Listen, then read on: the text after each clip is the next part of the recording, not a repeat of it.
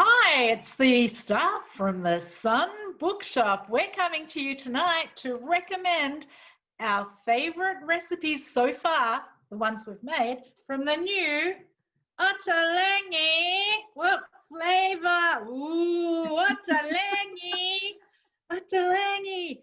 Okay, so I made spicy roast potatoes with tahini and soy. It was super delicious. You're supposed to have rose harissa for it. Didn't have any. I did have some harissa that was 5 years out of date in the cupboard. Worked a drain. It was totally delicious. I was at home alone in isolation and I ate a huge amount of potatoes, spicy roast potatoes with tahini and soy.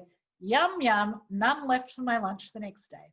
Okay, that's me. I've got to go. I'm off to a meeting. I'll leave you in the hands of these fabulous, incredible people. Bye.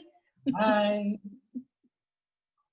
All right, I'm going to talk to you about the tofu meatball korma, which I made last week and was so thrilled by that I'm actually going to make it again tonight after this.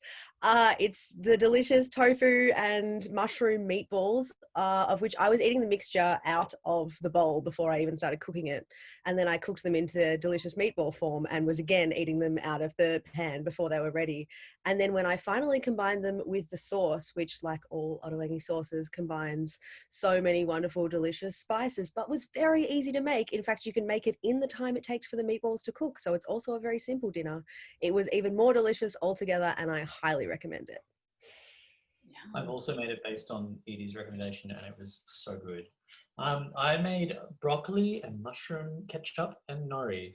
And it was one of those things you're making it. The mushroom ketchup takes the longest, but you're not doing too much else. And as you're putting it together, you're going, ooh, we've got like crispy broccolini, and then we've got all this like peanuts, nori, topping things. There's all this crunch, and you've got this mushroom jam underneath. And you could make it look really posh if you wanted to plate it with like mushroom spread, but I just ate it, and I ate all of it. And I made all the broccolini. I bought 2 things of broccolini. I was like, I'm going to eat all of those, and I did. And because it was healthy, I didn't feel really sick. So, highly recommend. That sounds good. I actually also made the spicy roast potatoes. We had them on Sunday night. I did a pork roast and we had those as well, and so good. And the dressing, so the tahini and soy dressing that goes with those potatoes is so outrageously delicious that I made another batch of it without even making the potatoes, and we had it on roasted cauliflower, and oh my God, so good. And I'm generally a very basic cook. Like, I don't really go out there unless we're having people over, which obviously we can't at the moment. And I think I'm just going to start cooking all of my vegetable dishes out of this book. It was so good.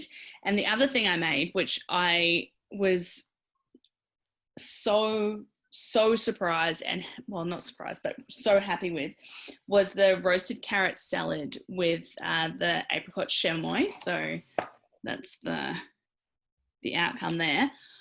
It was amazing. You roast the carrots in maple syrup, and they just become this really delicious, like slightly tender, crispy on the outside. And then you mix them in this chamois that you've made, which is like blitzed up apricots, a bit more maple syrup, some chili, a few spices. And then you let them sit there and they just kind of like marinate in this delicious goo that you've created. And I know Ottolenghi probably wouldn't appreciate me using the word goo, but anyway. And then you just make this delicious fresh herbs on top, and you sprinkle some roasted almonds and some diced dried apricots, and oh, so good, so good. And had it for leftovers the next day as well, and it was just even better actually, because the flavors had just kind of permeated everything even more. It was so good. This recipe book has changed my life.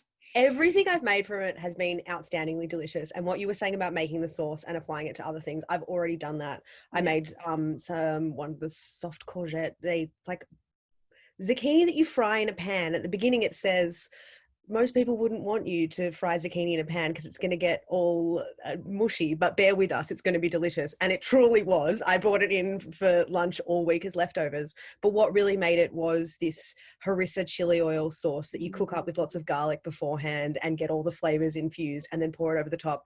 And again, I have been making that in little jars and just adding it to absolutely everything I'm cooking at the moment. And it is outstanding. Yeah. All of us at work, everyone talking about what they're cooking, we're all just there going, all right, I'm going to make that next. I've got to make that next. It's like, I guess, it's kind of one of the, the nicer thing in isolation is we've all got extra time to cook, which normally, I've got a lot of Ottolenghi cookbooks, not that I've used a lot of them.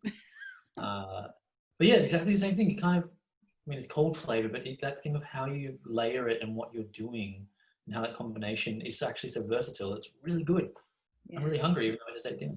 It's amazing. It's amazing. So thank you for listening to our recommendations of our favourite recipes so far from Ottolenghi's FLAVOUR. It's amazing. Get your hands on one. And we will be back next week. Happy cooking, everyone. And let us know what you make because I'm here taking suggestions. I'm so excited to make all of the recipes. Yes. Keep us informed, everybody. See you later.